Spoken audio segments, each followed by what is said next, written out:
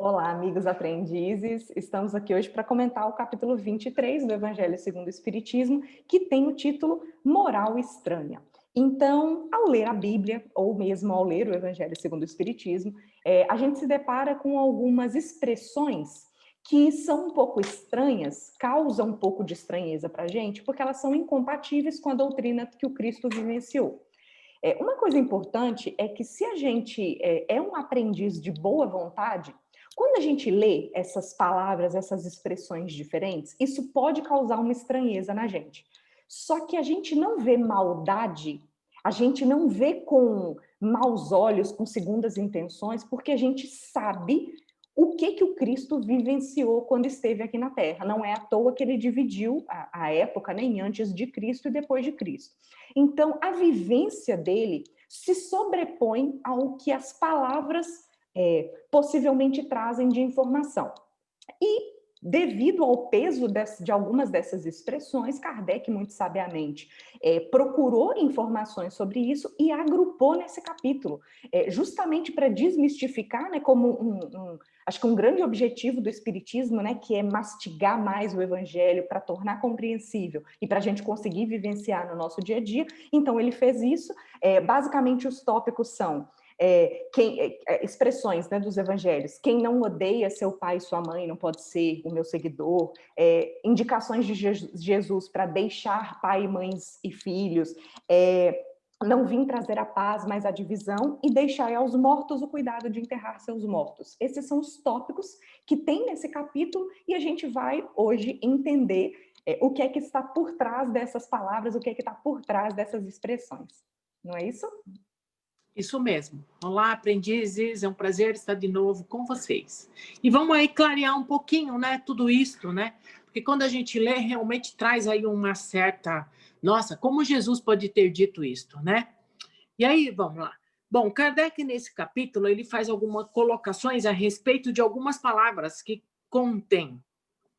Afirma que Jesus teria proferido, que não teria proferido, ou se a proferiu, ela não tem os mesmos significados que nós temos hoje, ok? É necessário buscar as referências nas linguagens, a gente sempre fala isso, né? Do hebraico e do grego, que é a linguagem do qual foi escrito, né, na época. E aí, Kardec ele ficou tão surpreso também com as palavras que ele foi buscar ajuda de um amigo chamado de Pesani. Porque esse Pesani ele era doutor na lei do hebraico e no grego. Então, ele foi pedir ajuda para este amigo. E veja, Kardec ele era um estudioso, ele chegou a escrever gramática. Então, quem escreve gramática é um conhecedor profundo da língua em si, tá? Mas você vê que mesmo ele foi buscar auxílio para poder realmente clarear e entender os significados das línguas. Se Kardec fez isso, gente, imagina nós, né? Imagina como a gente não tem que buscar isso, tá?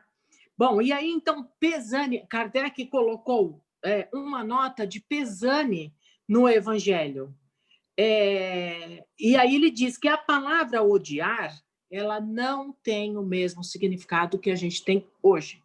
É outra conotação, tá bom? Bom, Haroldo diz assim, Haroldo Dutra, tá?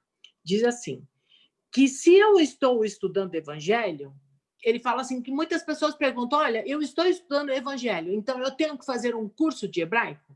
Eu tenho que fazer um curso do grego, do aramaico, para eu poder entender o Evangelho? E, na verdade, não é bem assim, né? Essa comparação seria assim, ó, eu estou com dor de dente, eu tenho que fazer odontologia para eu sarar a minha dor ou eu vou ao dentista? Quer dizer, o dentista é o cara que estudou, que pode auxiliar e amenizar a sua dor. E dentro das questões das letras, a gente também tem alguns recursos, né? Hoje, muito mais fácil. Antigamente, a gente tinha que ir para a biblioteca, pegar um monte de livro, ficar lá e tal. Hoje, não. A gente tem aí o Google, né? que é tão rapidinho, você até fala lá e os caras já te dão resposta. Na palma da mão hoje a informação está, basta boa vontade em procurar. Só fazer um comentário, né, que a Apolônia falou que tem uma nota de Pesani nos evangelhos, mas não é em todo o evangelho segundo o Espiritismo que tem a nota, porque depende do tradutor. Esse aqui, por exemplo, ó, que eu tenho, que é publicado pela IDE e foi traduzido pelo Salvador Gentili, ele traz essa nota de rodapé do senhor Pesani. Outros evangelhos, caso vocês tenham aí outras traduções, pode ser que não encontre, mas basicamente nessa nota ele explica, como a Apolônia falou, que naquela época a palavra traduzida por ódio não significava o oposto de amar, e sim amar menos. Então como se amar fosse um superlativo do ódio. Ódio seria amar menos, e até condiz, o Kardec faz essa comparação, né? Condiz com o que o Evangelho de Mateus fala, porque no começo, quando ele fala sobre isso, tem uma citação do Evangelho de Lucas, que é onde tem a palavra ódio, e do Evangelho de Mateus. Então, comparando os dois, fica muito claro o significado do ódio como amar menos. Exato. E aí diz assim, né, que a gente não pode levar ao pé da letra o que está escrito ali no Evangelho, porque a gente primeiro precisa entender a tradução, o que representava naquele período, né? E que não foi Kardec que criou o problema, tá certo? O texto apresentou o problema e Kardec foi buscar ajuda para esclarecer este problema e que nós devemos fazer o mesmo, tá bom?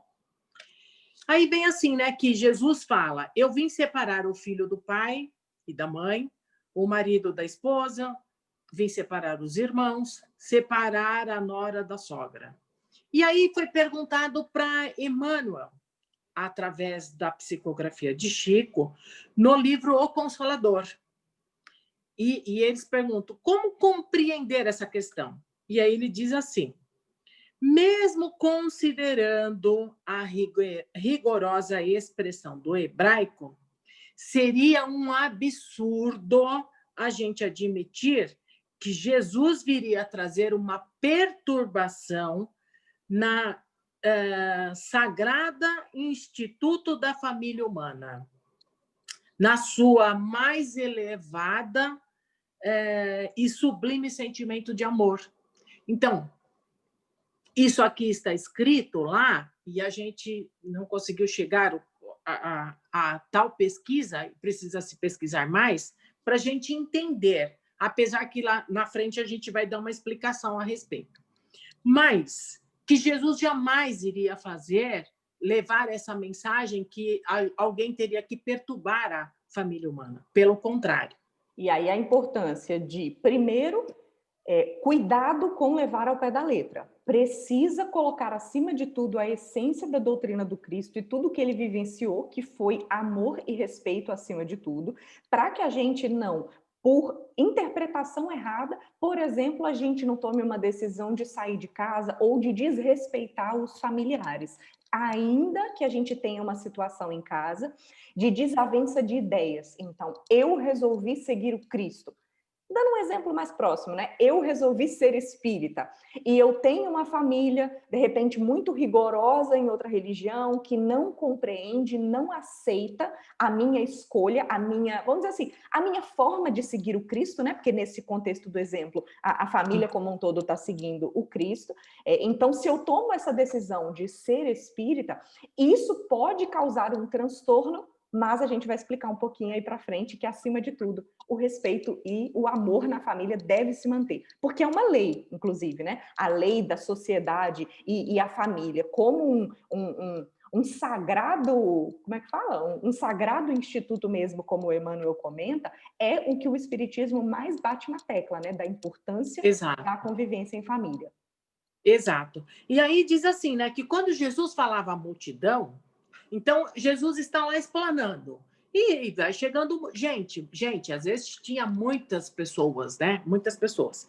Porém, as pessoas estão ali ouvindo Jesus e assim, você escuta, mas é uma questão vaga. Agora eu, Apolônia, tomo a decisão. Eu vou seguir Jesus. Eu quero ser discípulo dele. Aí, então, para eu ser discípulo de Jesus, para eu realmente seguir, né, o que Jesus está colocando, eu vou ter que renunciar a algumas coisas de mim mesmo, né? As minhas crenças. Então eu gosto de tomar uma cerveja. Eu gosto de ficar no bar. Eu tenho que começar cortando as minhas próprias arestas para eu poder seguir Jesus. E com relação à família, ele diz assim, ó, a família deve ser amada, mesmo quando nós não concordamos. Mesmo quando há discórdia em família, a gente pode discutir, falar, não, eu não concordo com isso, mas isso não significa que a gente não ama, né? E existem momentos que a gente precisa estar como Cristo, porque Cristo nos dá um norte. A família pode errar, Cristo não erra. Certo? Mas que a tamanha importância que a família tinha para Jesus, né? Aí pergunta-se assim, ó, qual é a representação do pai e da mãe que aparece lá nos evangelhos e nos mandamentos? Porque em vários momentos você fala lá da família, do pai e da mãe, e lá no mandamento diz honrar o teu pai e a tua mãe. E também é uma outra pergunta, né? Quando é que um irmão mata um irmão? Olha que interessante. Aí diz assim, ó, que toda vez que a gente abrir a mente de um irmão, através de um conhecimento e das verdades, surge um homem novo. Então, neste momento, o homem velho que existia, ele morreu. E aí, então, esse companheiro passa a mudar o seu comportamento e buscar outras verdades e outras situações. E essa é uma característica muito marcante do capítulo, que Kardec comenta várias vezes, isso de matar o velho, deixar o velho, dessa transformação, que no capítulo todo, em essência, Jesus está tentando passar a seguinte informação: os interesses da vida espiritual precisam se sobrepor aos interesses da vida material, inclusive a questão de sangue, que foi o que a Polônia falou. O Cristo, claro, se bem compreendido, a gente sabe que ele é um espírito puro, então ele é certeiro. A família da carne, ela é imperfeita. Então, a nossa família da carne, ela pode tomar decisões que são contrárias às boas decisões do ponto de vista espiritual. E aí é questão de escolha. Ficamos com o Cristo e os interesses da vida espiritual ou ficamos presos aos laços sanguíneos da família? Que acaba puxando muito a gente, né? Muitas vezes. A importância que a gente dá à família da carne é intensa, porém, o Evangelho, especialmente nesse capítulo, só que com palavras difíceis um pouco mais de compreender, diz: os interesses da vida espiritual precisam se sobrepor. Precisamos matar o velho, precisamos da transformação para atender a esses interesses. Exato. Aí ele diz assim, ó, conheças a verdade e a verdade te libertará. Ele diz, quando Saulo, lá na estrada de Damasco, vê Jesus, neste momento morreu o homem velho e nasceu Paulo, porque ele troca, inclusive, de nome, né? Nasce Paulo com toda a energia, com toda a fidelidade ao Pai e segue Jesus.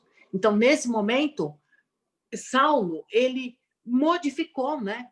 E toda vez que a gente conhece a verdade, por isso que a verdade ela é importante e o conhecimento é importante, porque ela liberta da ignorância humana, né? Olha que interessante.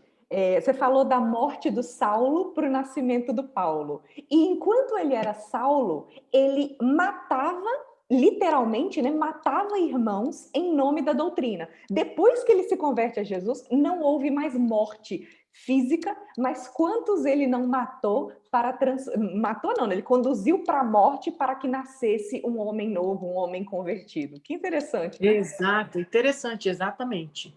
Ó, no livro Renúncia, ele diz assim, no Evangelho de Mateus, no versículo, ele diz assim, abandonar seu pai e sua mãe, sua casa, seus campos. E muitos irmãos não compreenderam essas colocações de Jesus e passaram a viver em clausura, deixando de fazer algo importante para seus familiares e para a sua vida.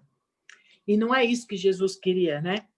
E aí, assim, o que a gente... Pai e mãe é para garantir, inclusive, a assistência aos pais. E claro, né, gente, estende para irmãos, para os necessitados. Inclusive, no Livro dos Espíritos destaca que o nosso objetivo aqui na carne não é ficar enclausurado, não. Porque aí a gente estaria infringindo a lei de sociedade. Porque é lidando com o outro que a gente se burila, porque é muito difícil lidar com o outro.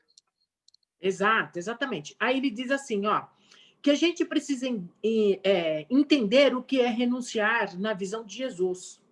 Renunciar como Jesus é: se os pais, se os irmãos, se a esposa, se o marido forem pessoas difíceis, continue ao lado deles e renuncie o que for necessário para que você fique ao lado desses irmãos, né? Renuncie às suas alegrias e estejam aí, ampare esses irmãos. Porque este é o papel que a gente tem que fazer, né? E aí, as minhas alegrias, o que vão acontecer com ela? Na verdade, o que eu fizer aqui, com as minhas renúncias por Jesus e com Jesus, elas serão duplas nos céus. Então, ao desencarnar, ao morrermos, né? Nós teremos essas... como é que chama lá o dinheiro? O bônus hora? O bônus horas, né? Eles são como bônus horas que um dia a gente vai receber, tá bom? Lembrando, né, gente? Quanto mais difícil a tarefa, maior o valor do bônus hora. Verdade. E aí, renunciar com Cristo é acolher, compreender, entender, oferecer a outra face, significa... O que significa isso? É compreender o outro, né? É consolar e é esclarecer. Então, se a gente fizer este papel,